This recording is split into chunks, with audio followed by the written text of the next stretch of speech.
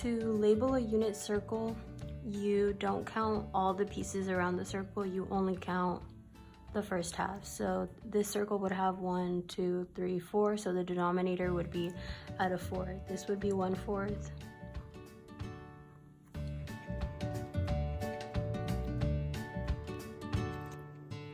This would be 90 degrees. And this would be 180. So as you can see, this makes a little box for 90-degree angle, and half of 90 would be 45 and 45. So all these angles would equal 45 degrees, but I'm just only gonna label this one. This would be 270. And obviously a full circle is 360.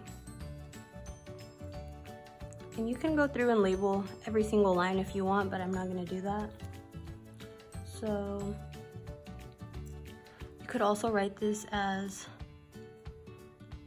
1/4 of a pi, because half of this circle would equal 1 whole pi. So this would be the pi. And when you do a full 360, this would end up equaling to 2 pi. So I'm just gonna go through and label them with the pi. 3/4 pi. And this one would just be pi.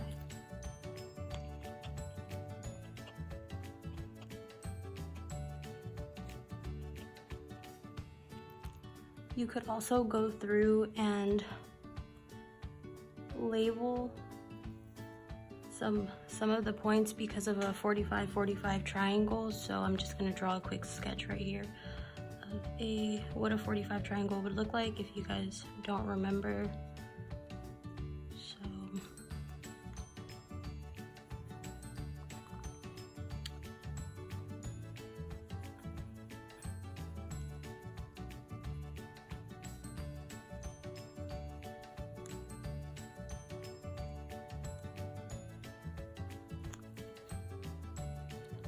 If I were to use the 45-45 triangle to label this point right here, it would be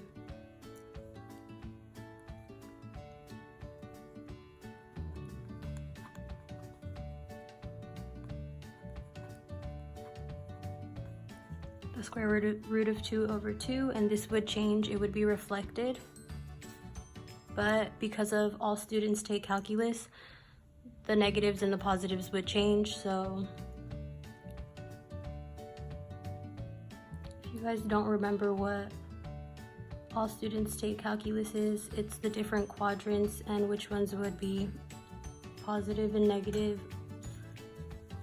according to the cosine and the sine. So this would be cosine, this would be sine, which would be x and y.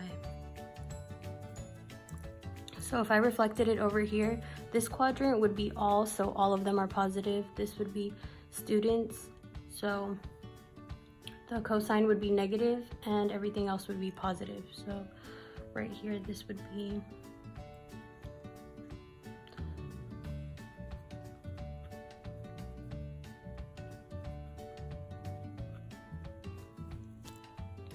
and down here,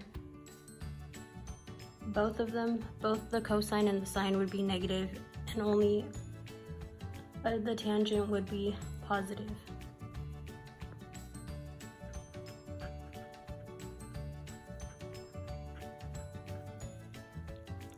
And right here, only the cosine would be positive. So